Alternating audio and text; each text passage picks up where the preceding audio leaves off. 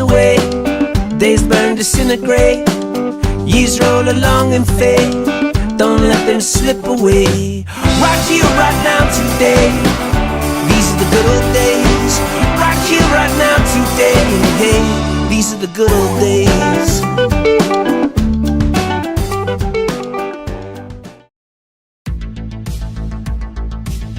In 1987, Mattel released a line of action figures called Captain Power and the Soldiers of the Future. They were a 3 3/4-inch line of figures, vehicles, and playsets. And they had a tie-in television show produced by Landmark Entertainment Group. Now, when I say it was a tie-in television show, that's exactly what I mean. You see, the vehicles were designed in such a way that they could interact with the television program as you were watching. Thanks to innovative strobe and light technology that to this day I still think is probably just magic. Viewers who own the appropriate jet fighter style vehicles could play along with the television show and interact during the dogfight sequences. I'm not exactly sure how it worked. All I know is that if I shot the TV with my jet, I would score points. If I got hit by the guys in the TV shooting back at my jet, I would lose points, to the point where my pilot would get ejected from his jet. It was awesome. And also, if you had a buddy and he had a jet, you could shoot each other until your pilots were ejected. And that was awesome as well. Unfortunately, it would be this innovation and interactivity that would be the line's demise. You see, concerned parents were very upset that to fully enjoy the television show, they had to buy their child a very expensive toy. There was also concerns with the level of violence in the television show. The lobbying of these concerned parents, as well as the high, at the time, price of $1 million an episode, quickly led to the demise of the show, and thus the demise of the action figure line. All that aside, the toy line was awesome. They all had vac metallized bodies or body parts that really stood out in a toy box.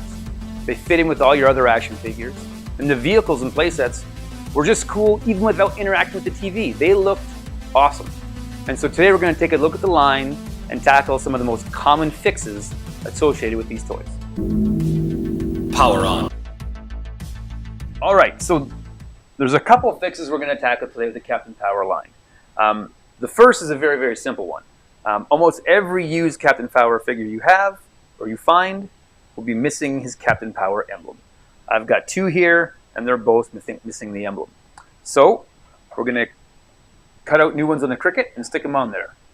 Now the first thing we're going to do is open up the Cricut design space and import the Captain Power emblem logo.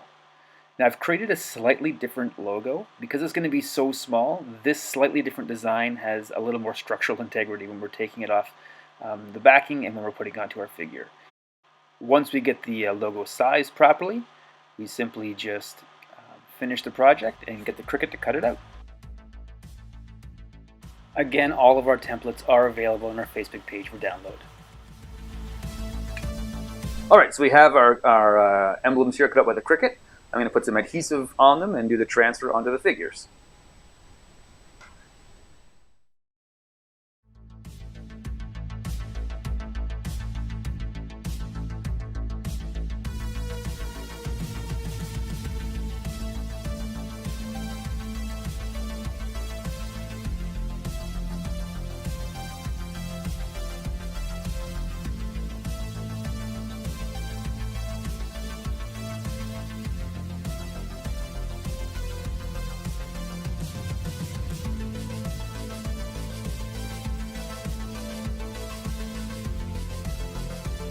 Alright, next up we have Hawk, the aerial guy, the flyer, if you will, of the line. And you can see here he's supposed to have wings, but he doesn't. Like most accessories, the wings are gone. But we are going to use the same cat litter box that we used for our Visionary chest plates, and we're going to cut them out a new jetpack. So again, we're going to go back to the Cricut design space. Now because we're doing this a little bit differently, we actually have two designs we're going to import, the wings and the jetpack. So first we're going to import the wings, and we're going to resize those so they're a reasonable size, about 4 inches across. And then we're going to bring in our jetpack portion. We're going to import that into the design, and we're going to resize that so it's the right size in sync with the jetpack. And then we're going to get the Cricut to cut those out as well.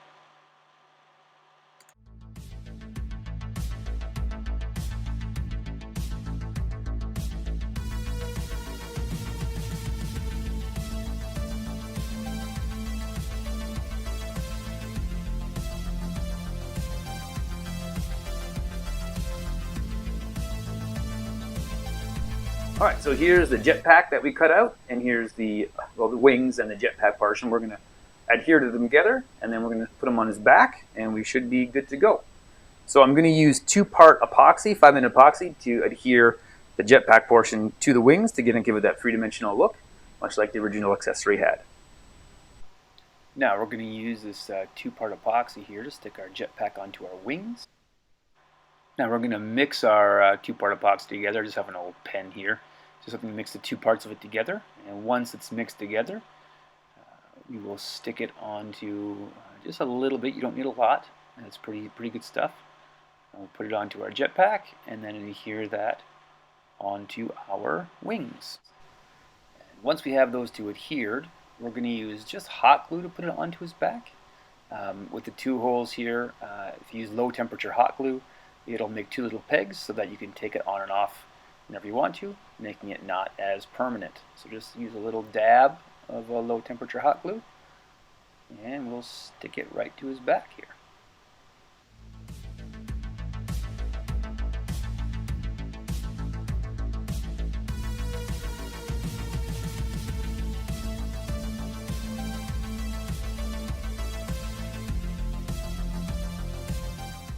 Alright, and here we have Lord Dread, who is the Darth Vader of the Captain Power universe. And he is missing his regal cloak. We're going to use the exact same method that we use for our superpowers and Toy Biz capes that you can see in our previous videos.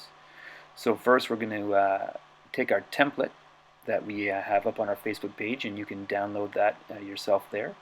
And we're going to cut out our template out of paper, and we're going to tape it to material so we have a nice firm base to cut a very sharp and clean looking cape template out of. Material can be a little bit tricky to cut, and we find if we tape it down with Scotch tape, it's very easy to cut out of the material. So now we have it all Scotch taped down.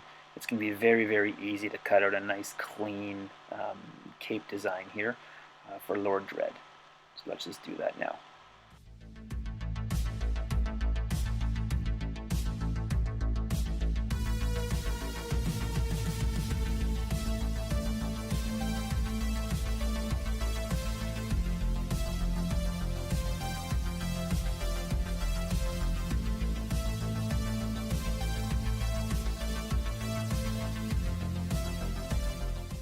Now that we have the cape cut out, we're going to put our paper clip down and run a bead of hot glue along it to create the collar. Again, you can see this whole process more in depth in our superpowers or our Toy Biz episode.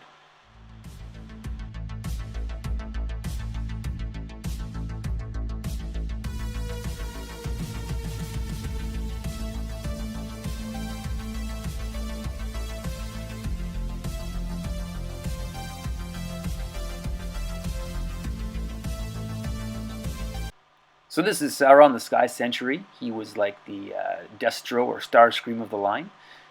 He was a robotic kind of bird-like creature, and he had these awesome eagle-style wings that have gone missing, so we're going to make him a new set using that same cat litter box. Alright, so again, we're going to open up our Cricut design space, upload the Sentry Wings template. Now all these templates I do have up on our Facebook page, like I said, so you can download them there and import them yourself. But here's Sauron's wings. We're going to size them appropriately, about 3 inches long. And as soon as we get them sized up, we're going to make it and let the Cricut cut it out.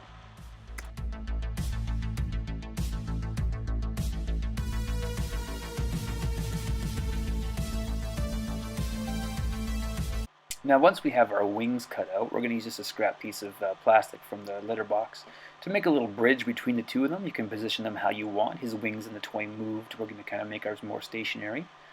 And just using, again, a little bit of that low temperature hot glue, we're going to adhere these 2 wings to the bridge and then adhere them to his back.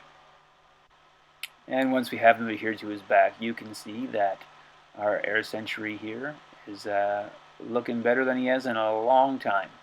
So he's going to look great up on our shelf with the rest of our Captain Power figures.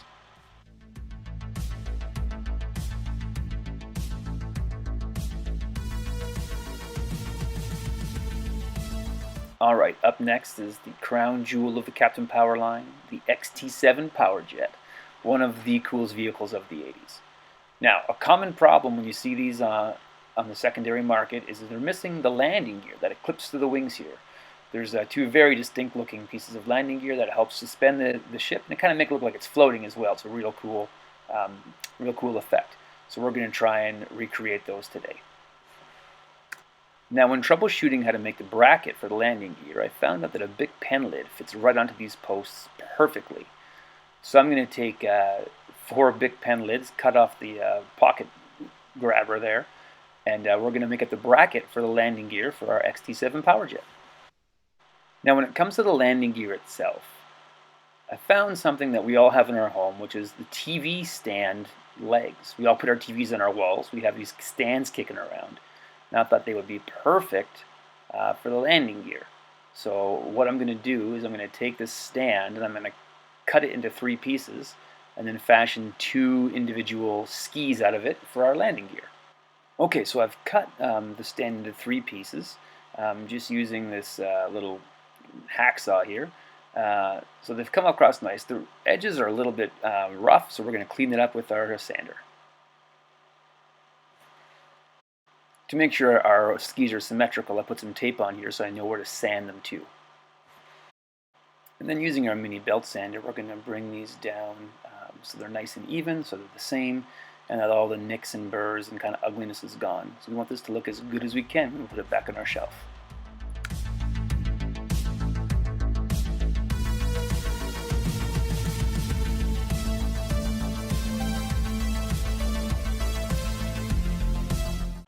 And now that we've done both the skis here for our landing gear, and we've sanded them off there, they're nice and smooth and there's no burrs and they look pretty great.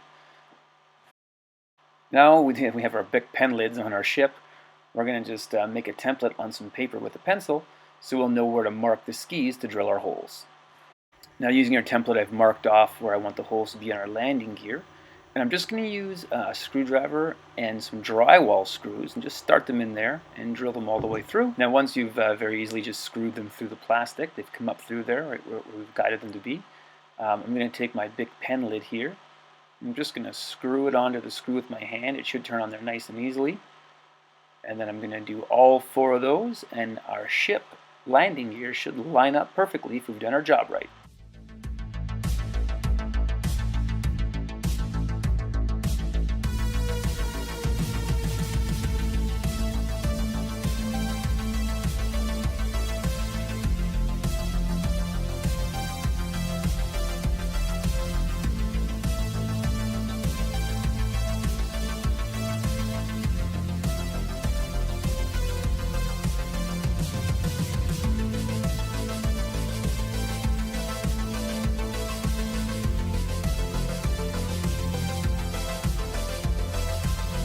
So there you go.